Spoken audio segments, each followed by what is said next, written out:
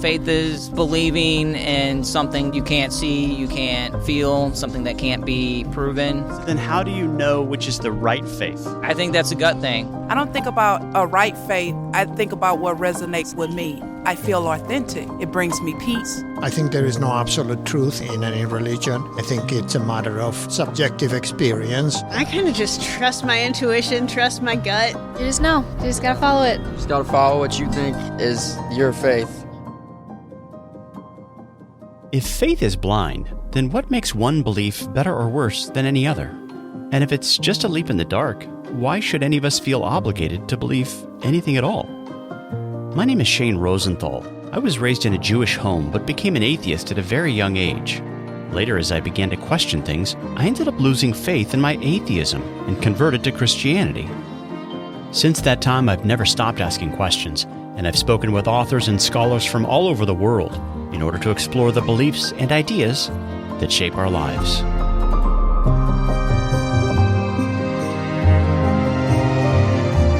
Over the years, one thing I've concluded is this: we're all believers. But because there are so many conflicting ideas and worldviews out there, we just can't all be right.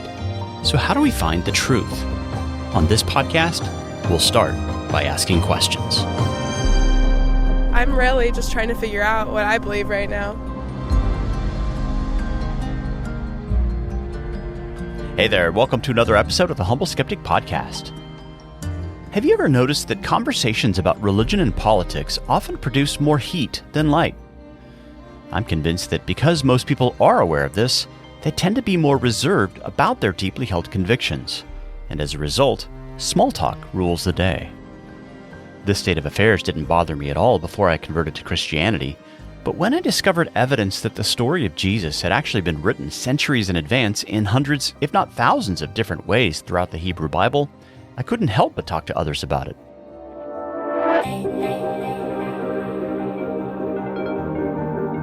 However, I quickly realized that conversations about Jesus are sometimes awkward and uncomfortable.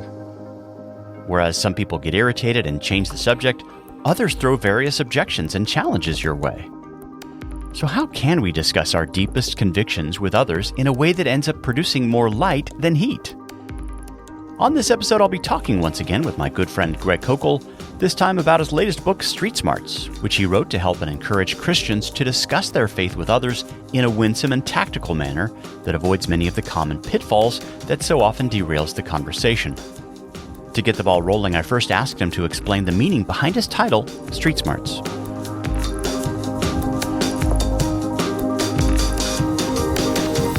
The street is any place that you feel uncomfortable with regards to communicating your convictions as a follower of Christ. If you think about just in general being in the street, hey, that can be scary, it's dark, it's dangerous, you've got criminals or whatever. You don't worry about it if you know how to handle yourself. If you're some kind of kung fu expert, or you got a gun or packing or whatever, you're not concerned about it. And the idea here is very similar, and that is you're not frightened to go out into the community that we are sent into to make a difference for the cause of Christ. We're not afraid of the test if we know the answers in advance. Right. And the same thing here. If we are equipped with the tools that we need to be able to engage in a thoughtful and a gracious and a compelling fashion, it simply is not going to be as frightening. And this is the goal here. Let's get more Christians street smart in the theological apologetic sense, and more people are going to go and engage the way they need to engage for the sake of the kingdom. You know, Greg, the subtitle of your new book says that you use questions to answer Christianity's toughest challenges. Now, there's an obvious overlap here to your tactics book, but for someone who's unfamiliar with your approach, how do questions help answer various challenges? Well, as you mentioned, the way we maneuver in conversations is by using questions. And one of the reasons questions are so important is because questions keep you safe. I mean, a lot of folks, as I mentioned, they're intimidated by the spiritual street, as it were, and so they don't get into play because they think they're going to be vulnerable. And if you're making statements about your own convictions, of course, you're going to be vulnerable because people can just gainsay the statements. They can say, that's not true. And off you go into an argument that most Christians will not be able to manage well in. But if you're asking questions, you're not really taking any burden on yourself. you're probing and trying to draw the other person out to find out what they think and what they believe. And that's actually the first couple of steps. First step is just to gather information with some form of the question, what do you mean by that? In fact, that was the question you just started with. You're asking me, there you are relaxed. You're not vulnerable because you're not making any claims. I'm doing all the heavy lifting, but you're in the driver's seat of this conversation because of the questions you ask. And that's another advantage to questions. Also, we want to know not just what another person believes, but we want them to have more clarification of their own view. And see, this is something Christians haven't thought about a lot, but I'll tell you, in my engagements with others, it's been a stunner to see that most people who offer challenges to Christianity really don't have a very good grasp on their own view. Right. So when you ask them some form of the question, what do you mean by that? They don't know how to answer. They might just repeat their statement. No, I just want more information. Help me understand whatever. And it gets them to question their own views. I call that putting a stone in their shoe, annoying them in a good way. The next step, of course, is once they do clarify their view, is you want to know their reasons for it. And so it's appropriate for us to say, okay, now I understand your view. Help me understand why you think your view is true, and then see what they say. And don't be surprised if you get crickets again, because they haven't thought this out.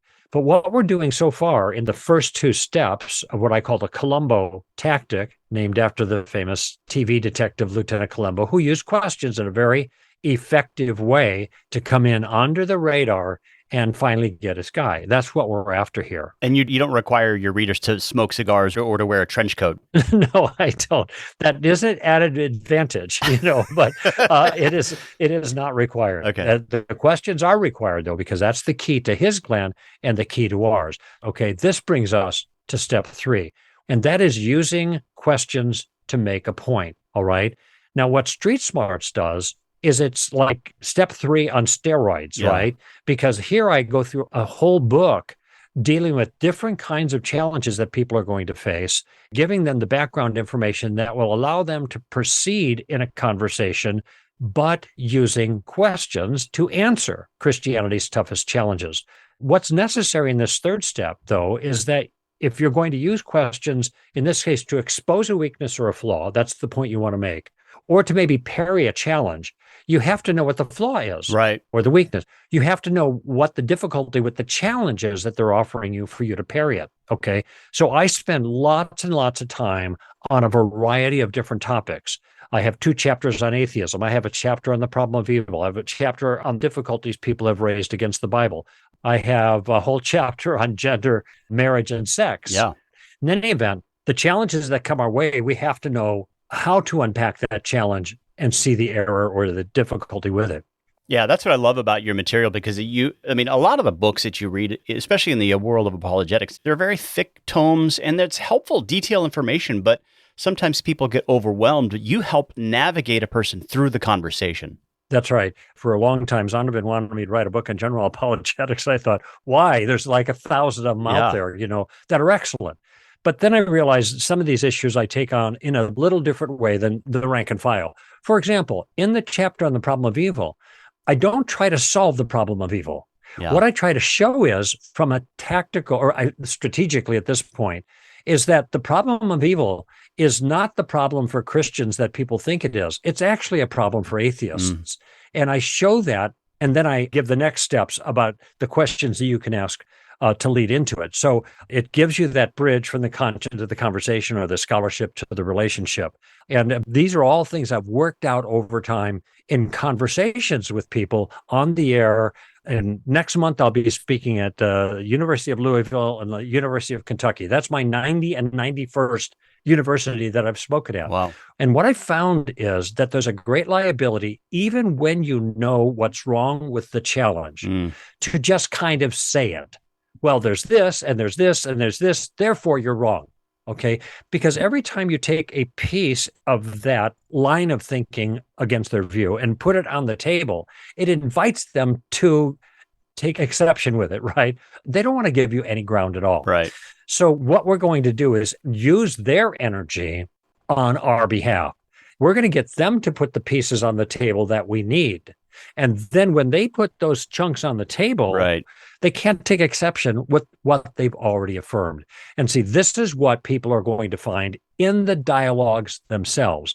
Your initial questions that chart kind of a tactical path for them to launch out on a line of thinking and ask a few questions that will lay the foundation for getting to that answer that will put a stone in the other person's shoe.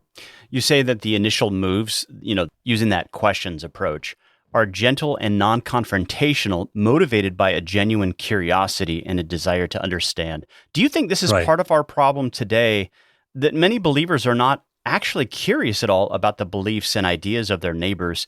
Instead, they just sort of see them as a kind of project, someone to set straight whenever they voice their opinion on religious and political matters.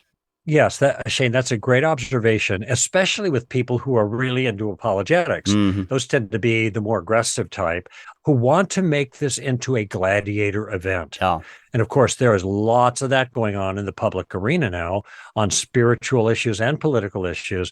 Who can draw the first blood and the most blood, and this is not our project. I'll just confess, it is my nature to want to do that. And early on when I was a Christian, I drew a lot of blood, but shedding more heat than light, actually. And I have learned that this is not the most effective way to go about doing this. And it's not honoring to God. Gentleness and respect is part of what we're told to exhibit when we're told to give an answer for the hope that's within us in that 1 Peter chapter 3 passage.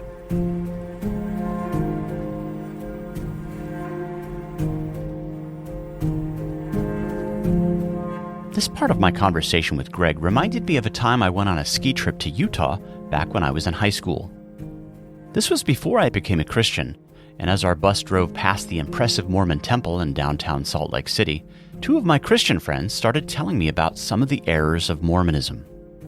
Since I had been raised in a secular Jewish home, I responded by saying things like, "Come on guys, who's to say what's right or wrong in religious matters?" But they proceeded to point out numerous places in the Book of Mormon that were essentially lifted straight out of the King James Bible. But the Book of Mormon was supposed to be an ancient North American text that had been written well over 1,000 years earlier.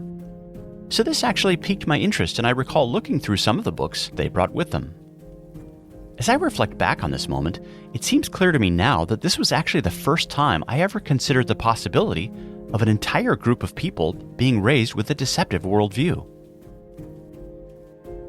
Well, after returning home from my ski trip, I resumed my normal routine, which included working part-time as a waiter at a restaurant in Orange County, California.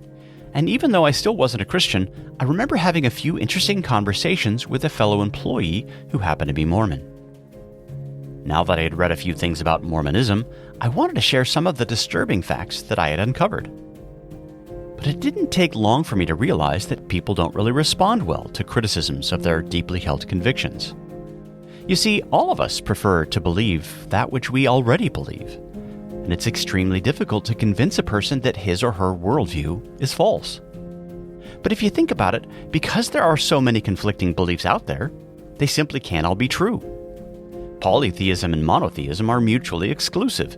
Theism and atheism rule each other out. So whatever your view, if you happen to be right, then all the other conflicting views out there are necessarily wrong. The problem, however, is that few of us are willing to consider the possibility that our basic assumptions about the world are false.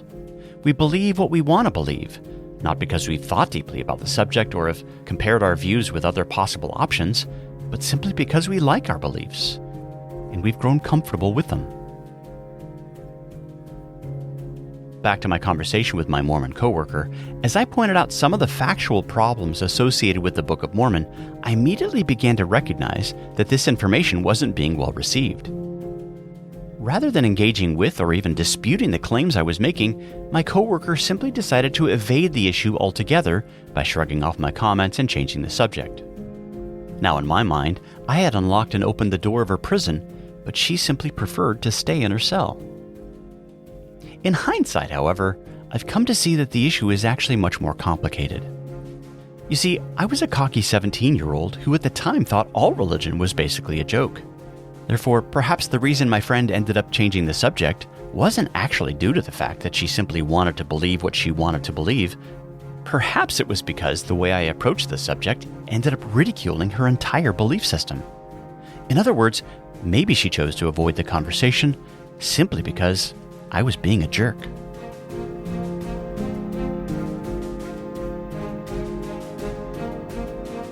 This is why the kind of proceed with caution sign ought to be in the back of our mind every time we get in these conversations.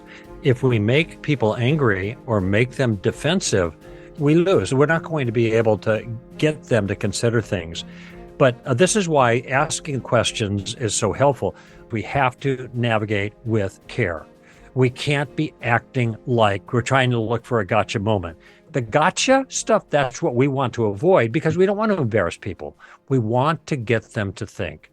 You know, along those lines, you interact with one of the Apostle Paul's admonitions to Timothy when he says that believers are to be patient and kind toward their opponents, not quarrelsome.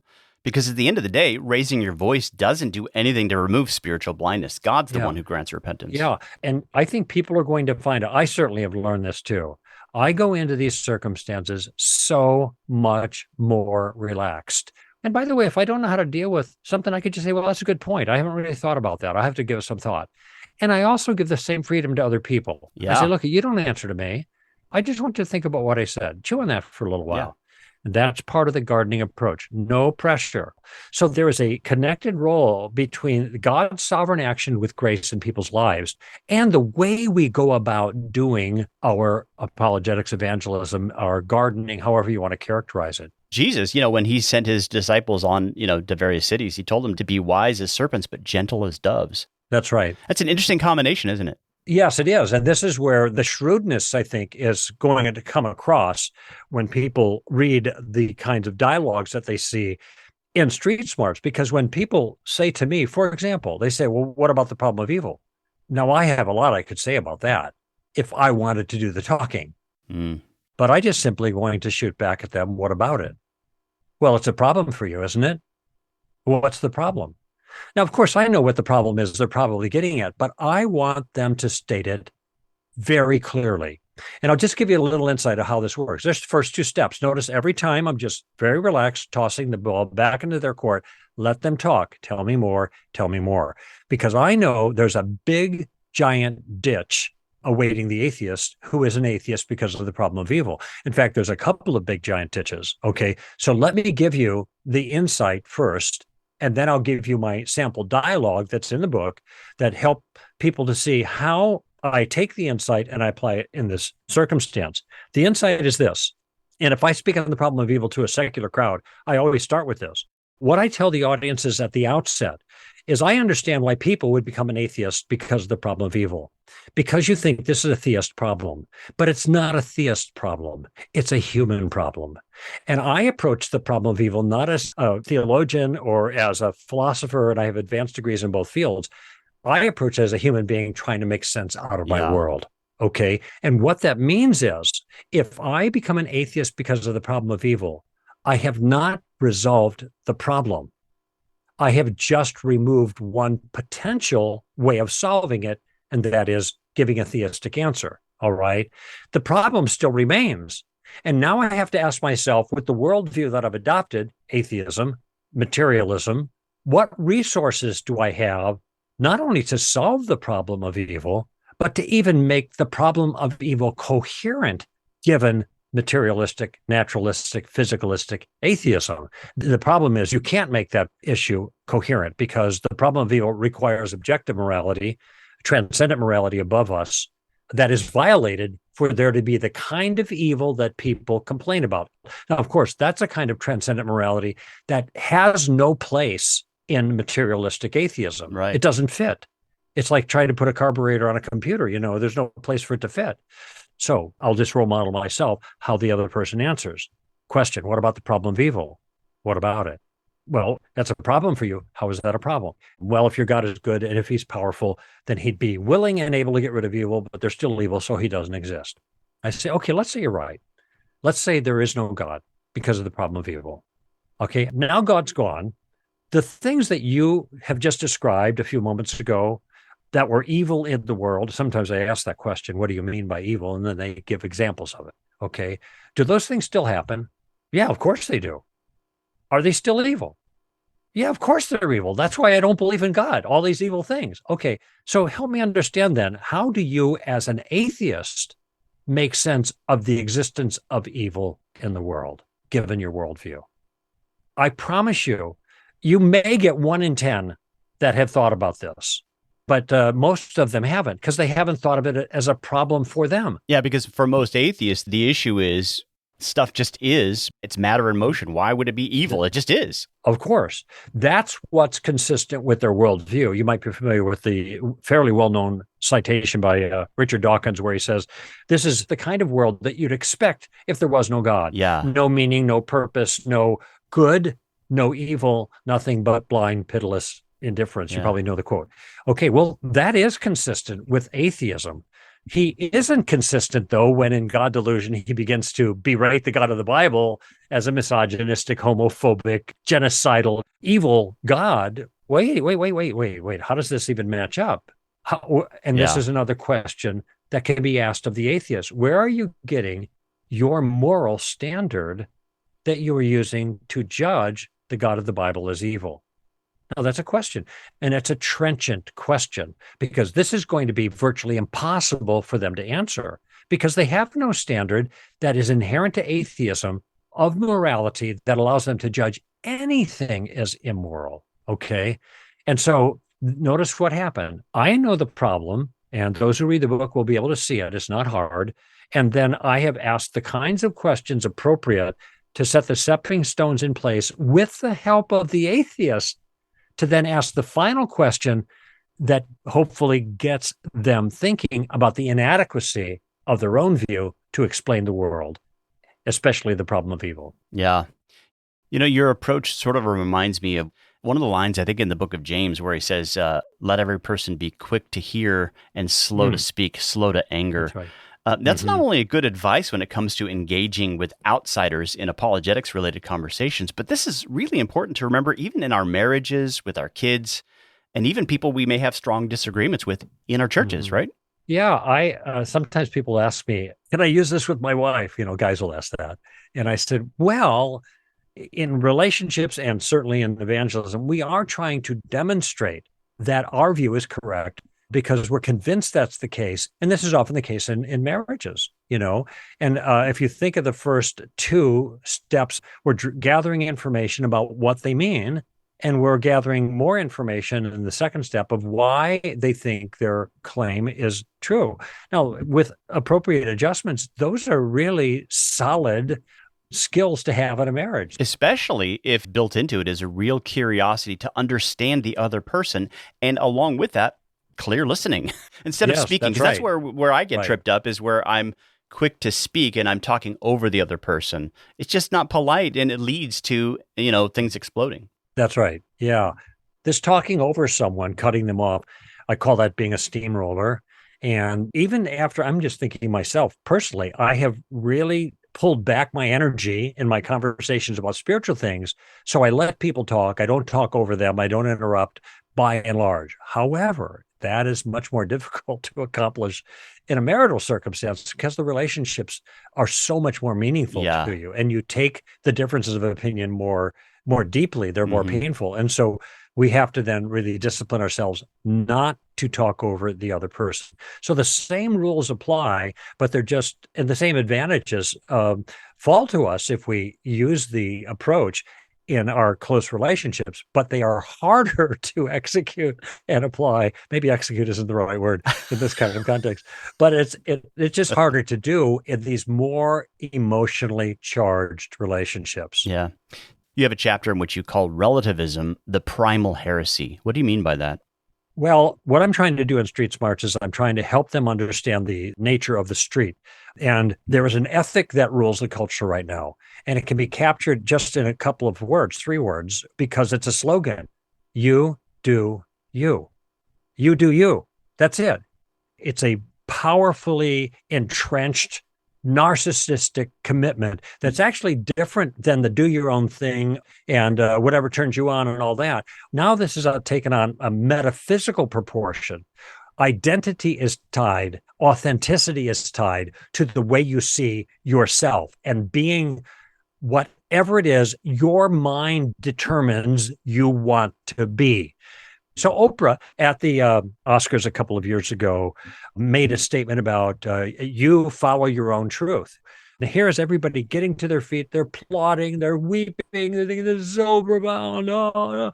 You do you. See, this is the ethic. Now, the irony is just a couple years earlier, Harvey Weinstein was following his own truth. And doing himself, but he was also doing a bunch of other people that launched the #MeToo movement. Now, that wasn't okay, but he was doing what she said. So this shows the inherent contradiction that's entailed there, but it also demonstrates how the culture is so deeply committed to this narcissism. And now it's not just, whatever turns you on, like the shallow self-centeredness of the 60s. Now it's metaphysical. Now it's kind of an understanding of human identity and the way the universe is structured. So where did this all come from? And what I show is this goes all the way back to the garden, because in the garden, we have two things going on. We have God's truth about morality, what you ought to do and should not do, and God's truth about the nature of the world, the way he made it. Okay, that's all external. That's not internal. It's what's out there. That's not mind dependent. It's the way the world actually is. The way I characterize that is like gravity. Gravity is not mind dependent. I mean, if you quit believing in gravity, you're not going to float away, kind of thing. So there is an external reality. Okay, now there's an internal life as well. What happened in Genesis chapter 3 is Adam and Eve, our first parents, said no to the external reality of God's values and God's world. And they said yes to the internal desires of their hearts. This is what matters. I see that fruit. It looks good to eat. It looks good to give me wisdom. I'm going to take it. Okay. So notice the truth they followed wasn't God's truth. That is the truth of reality. That's real truth. But it was their own truth of what was going on inside of them. Okay. I call that the primal heresy.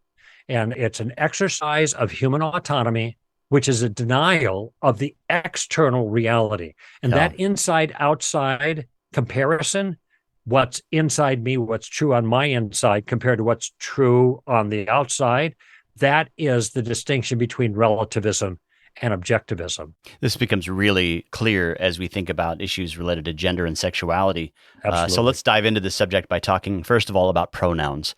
How do you think Christians should respond to those who request that we use a preferred pronoun that does not correspond to their biological sex? Okay, just a clarification. They don't request it. They demand it. Okay. And you know that, obviously, but you were just nice in the way you put it. And this is part of the problem. It's not just a request. It's a demand. That means there are consequences when we don't go along with that. I want you to think about something else about pronouns are different from names. Names are first-person addresses. So I call you Shane. I don't call you, hey, he, hey, him. He, him pronouns are third-person references. They're references that we use regarding you when we're talking with others. And I think there's a different circumstance when we are talking about names and we're talking about third-person pronouns, okay? What I say in the book in Street Smarts, and we've done a lot of thinking about this at Stand to Reason, names are conventional. Names are conventional. Now, English names characteristically are attached to sexes, genders. And by the way, gender and sex, biblically, and up until just a few years ago, were synonyms. Right. That's why they call it, by the way, gender dysphoria. It's not sex dysphoria, though that's what it really describes. It's called gender dysphoria because even up till recently, and even with the use of that word, gender is considered synonymous with sex. It's their sexuality that they feel dysphoric about or uncomfortable about. But in any event, even though there are names that characteristically go with one sex or another, one gender or another, there is a flexibility. There's a lot of crossover. Okay, fine.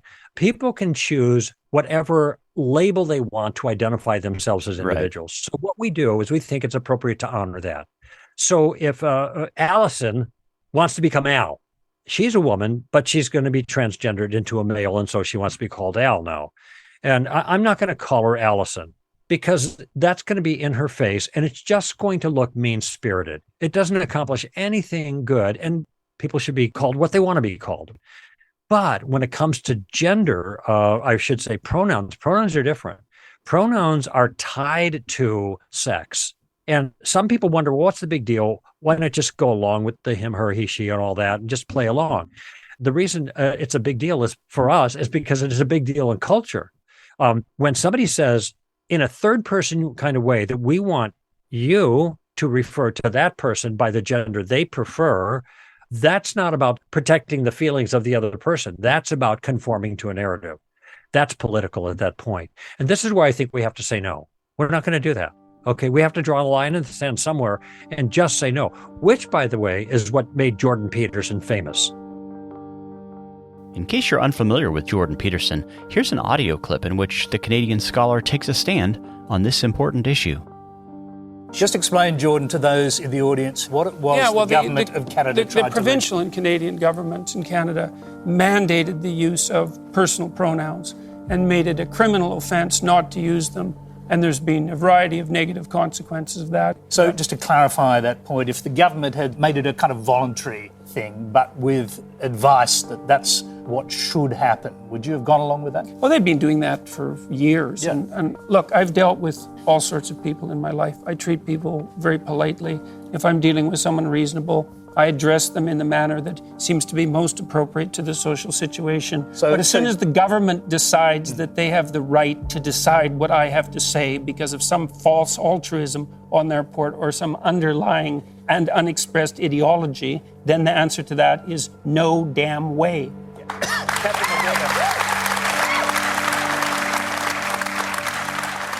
At the University of Toronto, nobody in the world knew about him until he said no to this.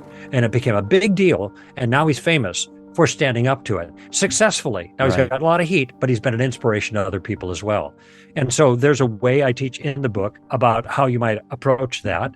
For example, if somebody asks you what your preferred gender is, or I'm sorry, your preferred pronouns is the way they're going to ask it.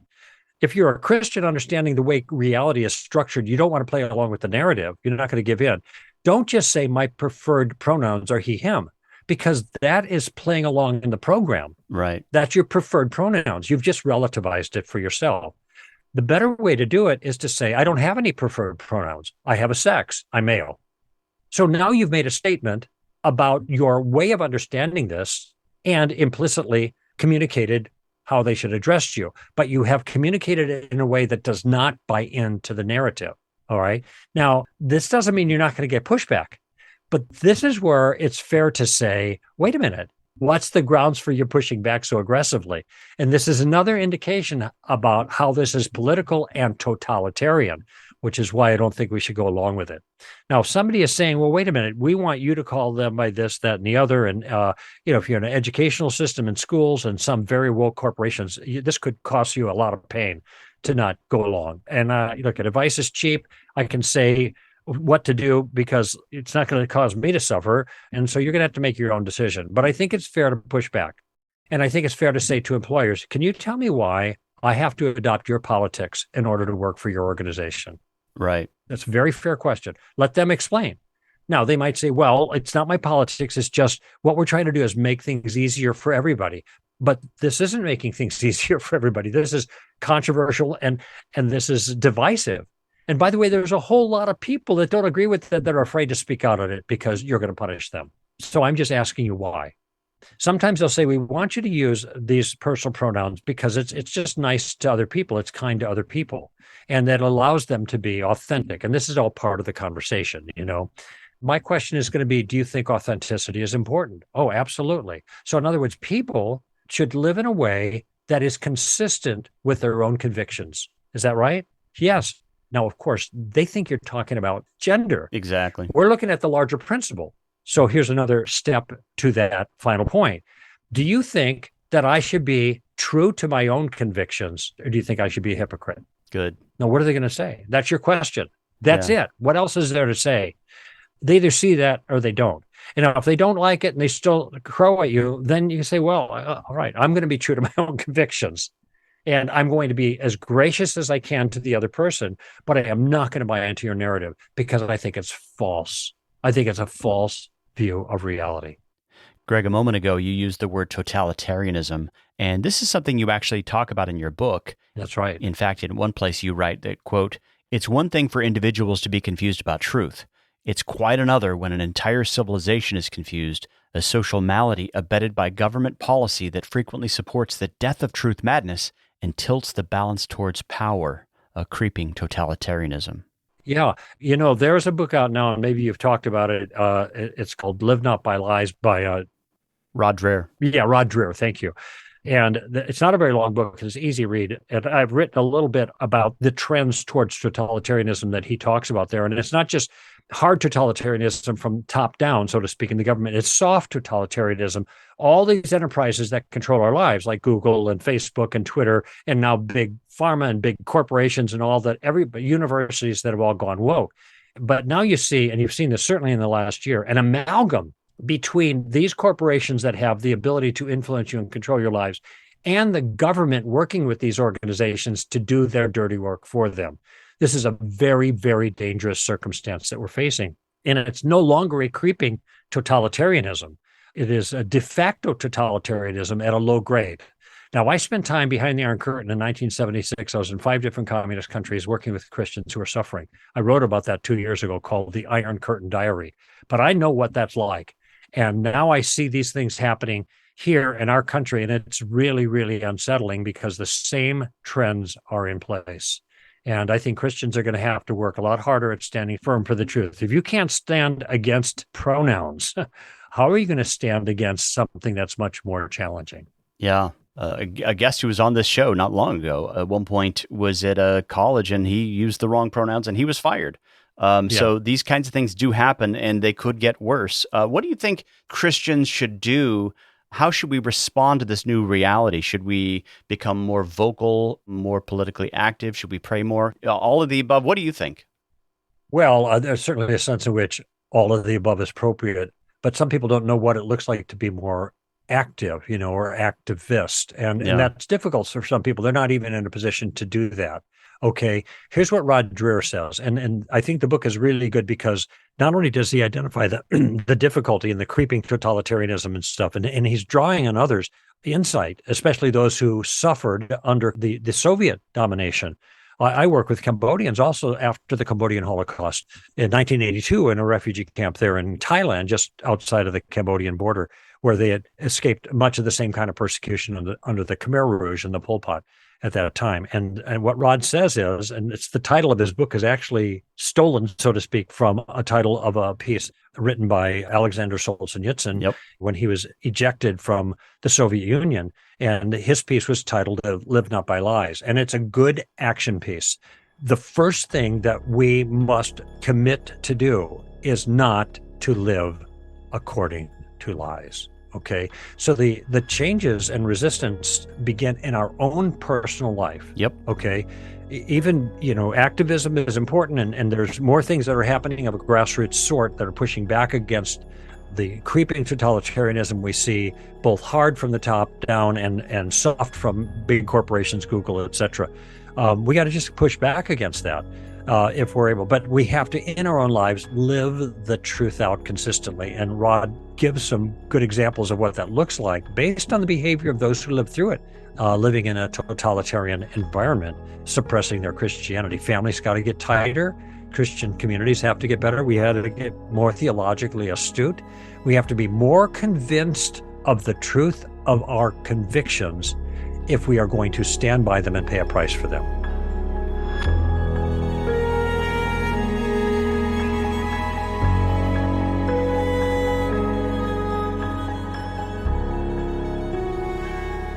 Folks, before I wrap up this episode, I'd like you to listen to this segment from an interview I recorded a few years ago with Rod Dreher, just after he released his book, Live Not by Lies.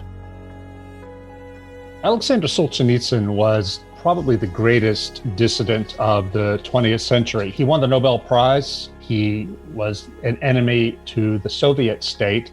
They sent him through the Gulag. And he came out of there and wrote this amazing book called The Gulag Archipelago, which absolutely rocked the Soviet state and told the truth about what was happening in the Soviet Union.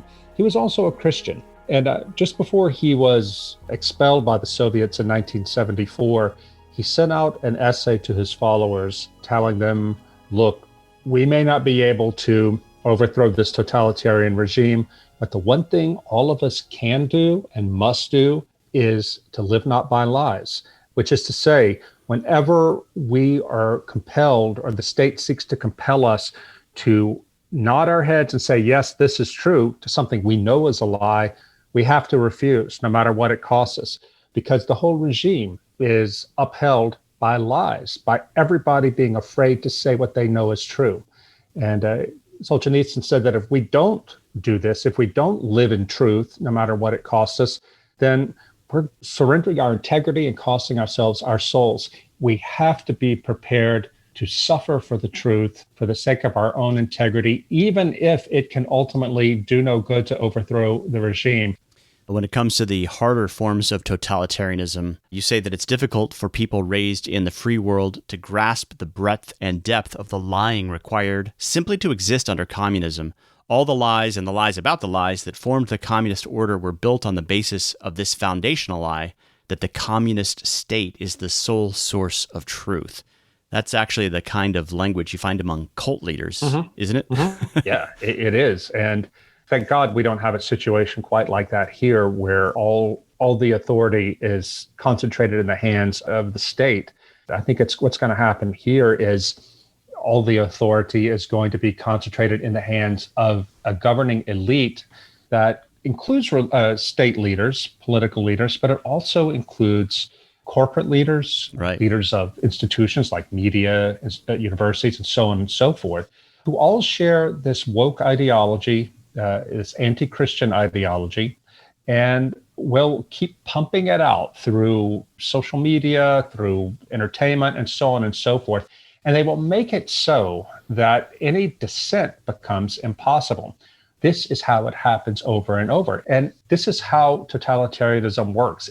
People come to love Big Brother by having it come to them throughout the frameworks, the things that give their lives meaning and stories that give their lives meaning. Right. And so they use language of totalitarians, and they use things like these things happening in corporations to make it impossible even to conceive of disagreeing. Yeah, in fact, one person you interviewed said that dictatorships can make life hard for you, but they don't want to devour your soul. Totalitarian regimes are seeking your souls. That doesn't sound merely like an alternative religion or worldview. That sounds demonic, actually. Yeah. I don't like to resort to this kind of language to talk about ordinary political and cultural realities. Right. Nevertheless, when I look at the sort of things that are happening now, and it becomes really, really frightening to realize we really are dealing with principalities and powers here. And I think so many well-meaning Christians don't understand what's happening, because no faithful Christian wants to treat a gay person or a transgendered person cruelly. But at the same time, you would be a very poor Christian indeed, and a cowardly Christian, if you were quiet about what you know truth is, because you were afraid. But I write about in the book how this great thinker, Philip Rieff, he was a secular Jewish thinker, he really understood the ideology of our time as being something broader than just left versus right. It was something that encompassed both left and right. Rieff said that we live in a world where the therapeutic has triumphed. He said that the Bible had gone away and it had been replaced by a therapeutic culture, a culture that didn't claim that there was right and wrong. There was only serenity, inner serenity, and anxiety. And so truth became whatever made you feel good, whatever made you feel at home in your own body and at home in society. Rieff said that this was going to be terrifyingly destructive. He said that this was a more profound revolution than even the Bolshevik Revolution. Wow. Because even the Bolsheviks had a concept of ultimate right and wrong, however flawed it was. But right and wrong in the therapeutic society, it doesn't exist. All that exists is our feelings. And Rieff said in 1966, he said the sexual revolution would be a major component of advancing this. And he said that religious leaders in America don't see it happening, but it has already made major inroads into their religious institutions. If you look at what's going on in American religion right now, it is collapsing. Among the millennials and Generation Z, we have an absolute collapse, not only of Christian faith itself, institutional Christian faith, but of any sort of concept of what it means to be Christian.